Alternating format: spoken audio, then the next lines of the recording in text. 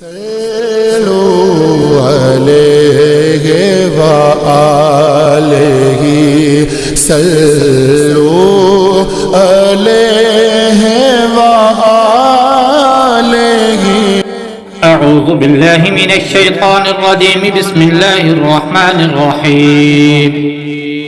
سبح لله ما في السماوات وما في الأرض وهو العزيز الحكيم هو الذي أخرج الذين كفروا من أهل الكتاب من ديارهم لأول الحشر ما ظننتم أن يخرجوا وظنوا أنهم مانعتهم حصونهم من الله فأتاهم الله من حيث لم يحتسبوا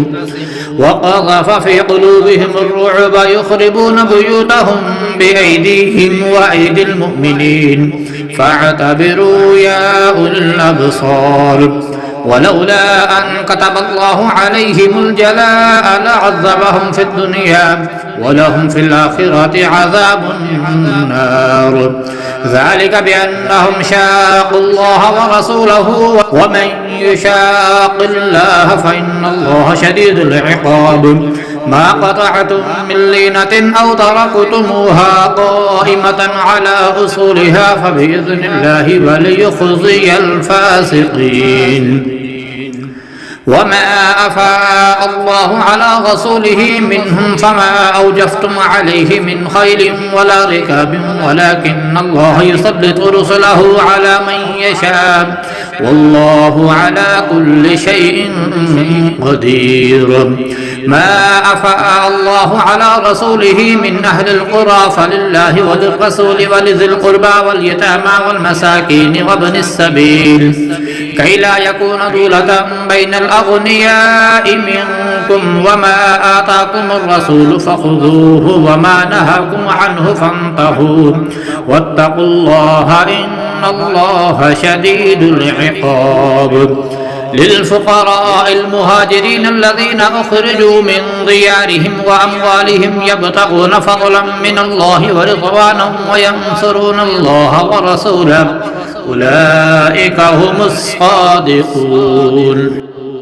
والذين تبوأوا الدار والإيمان من قبلهم يحبون من هاجر إليهم ولا يجدون في صدورهم حاجة مما أوتوا ويؤثرون على أنفسهم ولو كان بهم خصاصة ومن يوق شح نفسه فأولئك هم المفلحون والذين جاءوا من بعدهم يقولون ربنا اغفر لنا ولإخواننا الذين سبقونا بالإيمان ولا تجعل في قلوبنا غلا للذين آمنوا ربنا إنك رؤوف رحيم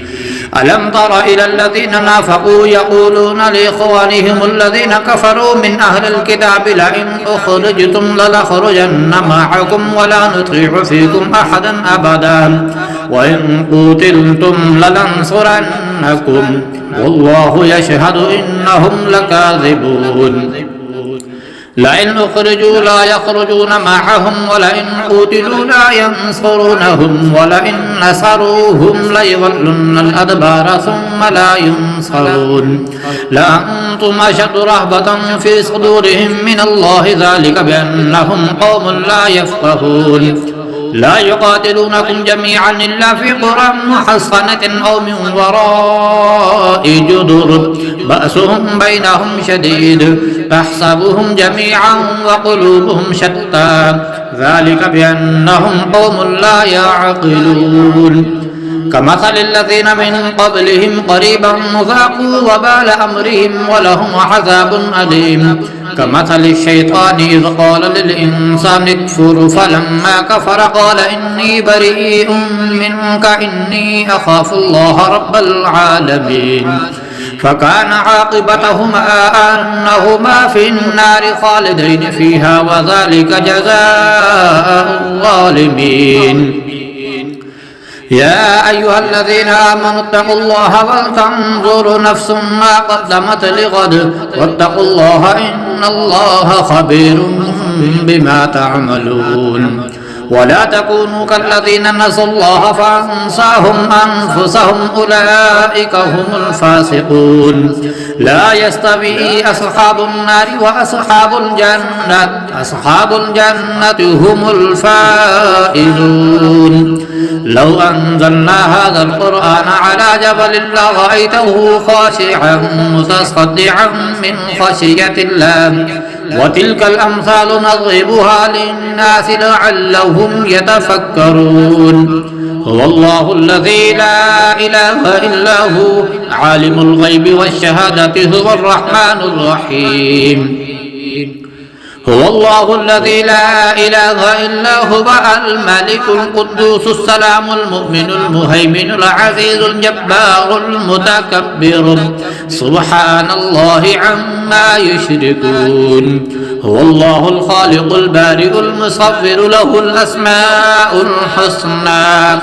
يسبح له ما في السماوات والأرض وهو العزيز الحكيم